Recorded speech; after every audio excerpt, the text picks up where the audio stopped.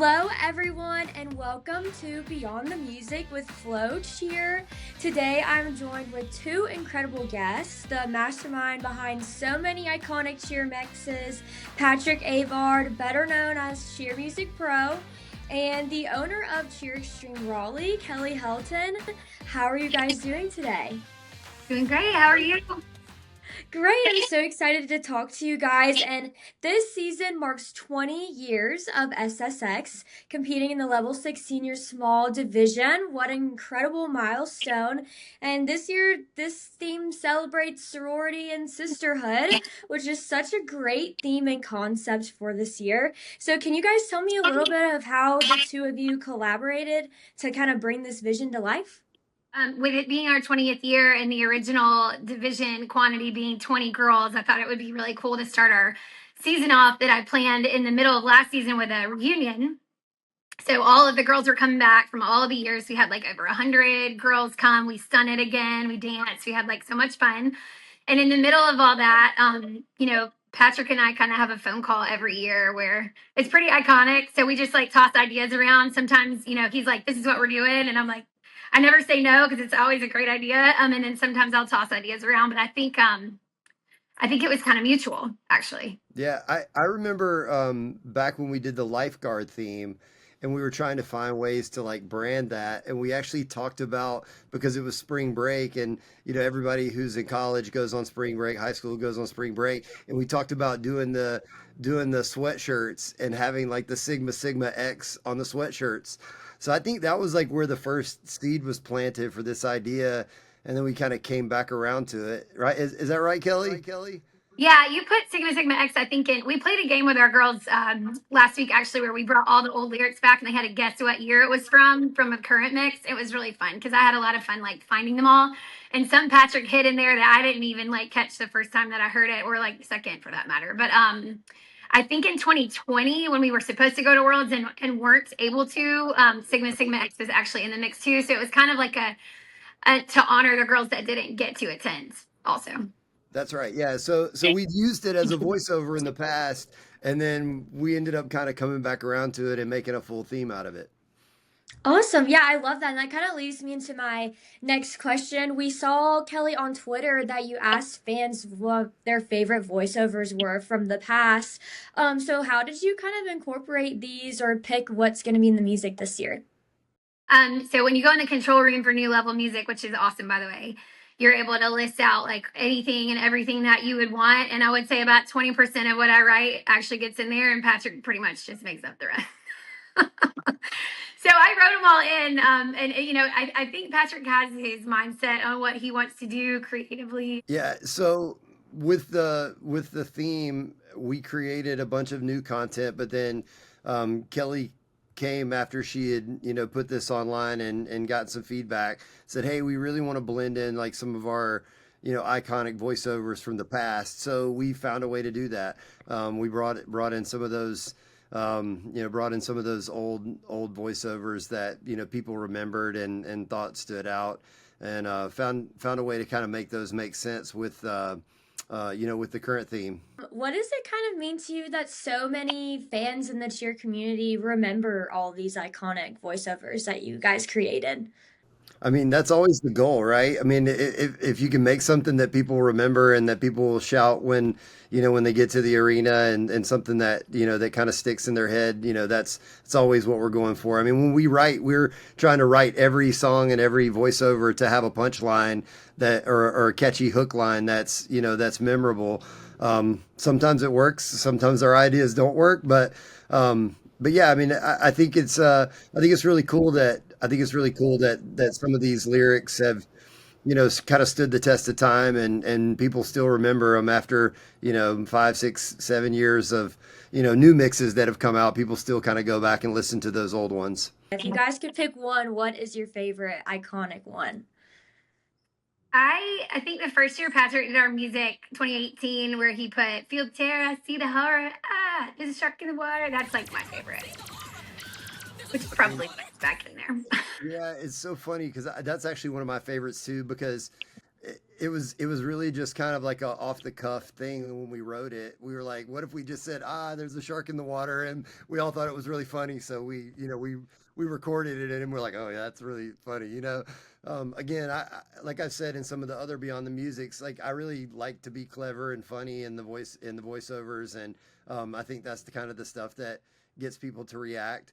I don't know. My favorite voiceover is I actually like the one from I think it was maybe 2019 where we did the fins up like an iceberg. You about to have a meltdown. I love that whole first voiceover. I don't know. I just think the flow is really fun, and I like the words. I think the words are really clever. That's kind of one of my ones that like still kind of plays in my head. Could you guys kind of take me through when you guys are in the studio together? What does that creative process look like? Are you guys just bouncing ideas back and forth? Like, I just want to know what that kind of dynamic is like. It's really just kind of a big brainstorm. I have, a few people on my team that I write with, and I like to write with a group because I think that like group brainstorms, like, an idea comes from here, an idea comes from me, an idea comes from another guy, and we just kind of put all those pieces together and we just have fun with it. It really is kind of a brainstorm. We'll usually start with maybe a concept or a punchline, or hey, we want to say, we want it to end with, shark bite or something like that, and then we figure out how to get to that. Also, we always try to blend in parts of the history. We'll find funny ways to like talk about the other, the competition in that's in the division that particular year, whatever's relevant that's happening in that moment. And then, in this case, like when we're talking about sorority stuff, we're looking up like all of the different terms and phrases and things that pertain to sorority, and they're all in there. Like we talk about rushing, and we talk about pledges, and we talk about sisterhood, and the Greek letters, and instead of like, we wanted everybody has to learn the Greek alphabet when you join a fraternity or sorority. So we're like, well, you have to start with alpha beta bite, and stuff like that. And, honestly, just having fun with it, and playing around with it. It's not too serious. We just like it to be fun. I heard that Todrick Hall is in this mix. So could you kind of, what did that collaboration look like? Well, it was really just luck. I have worked with Todrick in the past, but he's super busy and obviously a celebrity, and he's in London right now working on burlesque. And I sent him a text and said, "Hey, any way you would have a chance or be available to record a few voiceovers for a couple of teams?" And he was like, "Yeah, I can get it done. I just don't know when." So I was trying to figure out which teams I, number one, still had to record for, and number two, I thought that Todrick would be a good fit for. So I reached out to Kelly and said, "Hey, this might be a little different, but would you be interested?" And she was like, "Oh my God, this would be so cool." And she was like, you know, "We really want something like the 'I'm a big deal, sis' from his song." So we figured out a way to work that into the lyrics. And honestly, so one of my producers, CJ, who's new to New Level this year. He's a great writer and super talented. So I actually got him to help with the writing because I thought he would do a good job writing for Todrick. I can't, all I did was kind of give him a few ideas, but I can't really take credit for the lyrics. He did an amazing job writing the voiceover. And even when he demoed it, he sounded like Todrick. So it was pretty awesome. So when I sent that to Todrick was like, "Okay, I get it." But that was really kind of what it was. We basically wrote the lyrics and recorded a demo, and then I sent it over to him in London, and then I waited and hoped that he would be able to get to it. But anyways, he knocked it out of the park as he always does because he's so amazingly talented. Um, yeah, that's how we got there. Patrick called me and he actually played the track without the beats and stuff behind it yet over the phone. And I was like shocked. I mean, my 5-year-old son at the time was here too. And he just kept repeating the lines because it was so catchy, like right off the bat, like all day long. That's all I heard. And I was like, "Can you send it to me?" And he's like, "Absolutely not." I guess you don't trust me not to share it. Just maybe smart. But so I ended up having to sing it for our dance choreographer, Mike King, who came in. And it was, anyway, it worked out. So I knew what it sounded like. I had the lyrics. I had to sing them myself for our choreographer. He did the dance. And so when the music came out, it fit perfectly. Yes, I loved it when I first heard it. Are there any hidden gems in this season's music that maybe fans may not pick up on the first time they hear it? We have a chant that we do right before we do any full out, and it's SSX, we the best, nothing less, put it to the test. And the girls have been saying that for over a decade. And he was able to fit that in to the track this year. So it's not an old voiceover, but there are certain things in there that if you were on SSX in the past, you would have caught on to, which I think is pretty cool. Yeah, I think the thing that stands out to me about this year's mix, I like really love the pyramid song. Kelly and I went back and forth about this, but I don't know. I just think the words have a lot of meaning. I really love the line when it says 6 feet above the storm, because we're like kind of signifying the six world championships. That's kind of what that line means, and I think when we wrote that word or those lyrics, it like, we were basically trying to pay tribute to the history of SSX, and past, present, and also future, and where they are right now as a team, and what their legacy's been. So I really love the lyrics. Probably one of my favorite pyramids that we've done. A little tidbit: when we first did it, it was more of a rock track, and Kelly didn't like it, so she made me redo it. But I think she was right. It turned out better. So it's kind of one of those things where it's a team effort, and we collaborate. And I'm open minded to, if I see it one way and they see it another way, we just try to figure out how we can fix it and change it, and do something different. And she had an idea. She was like, "Hey, I want it to be more like, feel more like this." Okay, cool. I had clear direction. Like, I knew what that was going to sound like, and that sort of thing. Um, I really like the line, you want to rush. It's Shark Week. I think that's really clever, because instead of Rush Week, we kind of like played on words with rushing for sorority, and then said it's Shark Week. And then I think the Alpha Beta Bite is super clever. There's so much history with SSX, and there's been so many girls, past and present, that have been on the team. And you kind of talked about how alumni will definitely be able to pick up on it. Have what do you think that means to the alumni, the people that have been on the team in the past, that you're still including them? And I guess they'll always be a part of the sisterhood. I think we started saying Sisterhood around the time the first year we won majors in 2014, and it's just kind of stuck. So if any of my girls ever get interviewed, they're like, what are you most looking forward to? And they're like, taking the floor with my sisters. And if you have a sister like I do, you love hard. And sometimes that doesn't go without like a little bit of controversy. So our girls, past, present, future, like we have a Heart with Wings logo, which means like love is transcendent, love each other through it. There's going to be hard days, there's going to be easy days, but like you have to treat each other like family. And so when we say that, we really do mean it. And so we invite people back in for reunions, and at Showcase, we love when our girls come. We have an open door policy for anybody who wants to come watch practice. And it's pretty magical, actually. What was the girls' reactions when they first heard their mix for the first time? When you get emailed your music, you also get the lyrics first. And so I've always made a habit of like either typing them out or writing them on the whiteboard for when they get to practice. But this year I made like a graphic and I sent it to their group me, so they were able to really like study it, because it's so in depth. Like I feel like this track you have to listen to multiple times to truly understand all the hidden gems that are in it.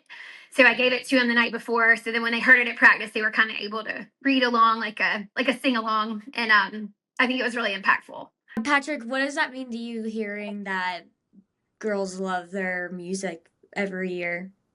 I mean, I think I'm just very fortunate to have been able to be successful at bringing people's visions to life, and being able to match music to some pretty iconic routines. I think I really respect the longevity of a team like SSX. It's one thing to go and win one time, and get on top, but it's much harder to stay there over a long period of time. And Kelly and her athletes and teams over the years have been able to do that. I think it speaks to the culture that she's built, because it's not just one team or one athlete or one special group. Like it's been multiple groups over a long period of time, and it's very hard to sustain success. So I guess I'm just, honored to be a part of it. What are you guys most excited for the world to see with their routine this year? In general, I think, we're always pushing the envelope for all girls sunning. We attract really strong bases and back spots. And then our flyers are mostly internal, girls who have cheered here their whole lives because we train them. Chase, who head coaches this team, does flight class still with the 5 flyers on the team weekly just to make sure that they look the same. So I think our stunt will continue to improve. A lot of people say that we like to change everything from showcase. I don't see that happening. Cross your fingers. Pyramid difficulty will increase, and just pushing the envelope for all the girls to compete the tumbling skills that they have and can do, especially at the end of the season. Yeah, I'm so excited to see it. Is there anything else that you guys wanted to add before we go? Thank you, Todrick, and everybody. For when you asked what the girls are really excited about when they heard it for the first time, the dance track really got them. They were like really excited because it was much better than my singing was the first time around. But Patrick does an amazing job. I mean, our like camaraderie and just like synergy together is just really natural, and I feel like it plays into the whole process. Yeah, and don't let Kelly fool you. She can sing. She has a pretty good singing voice. I'm not a good rapper though. She's Not very she's she's above average for a cheer coach as a good. singer. Oh, I'm sure. No, I mean, to Kelly's point, I mean, we're also friends, and we talk outside of work and that sort of thing. And I think our friendship and our ability to communicate, and work together and collaborate, like, is reflected in how good the music is. I think it turns out that way because we are able to communicate really well together, and we have fun with this. And I guess the one thing that I'm excited to see, well, hopefully, I'm hoping that I've made a good enough piece of music that everybody is shouting the voiceovers and singing the lyrics whenever SSX competes. Yes, you would love that. Yes, there's always something in everyone's music that I feel like people sing, and it's always so fun hearing it live and then even hearing it like on enhanced broadcast and everything. It's always so cool to hear the crowd's emotions and everything from all these amazing teams, especially like SSX. But thank you guys so much for joining us today, and I wish you the best of luck this upcoming season. Thank you so much. Yeah, thanks for having us.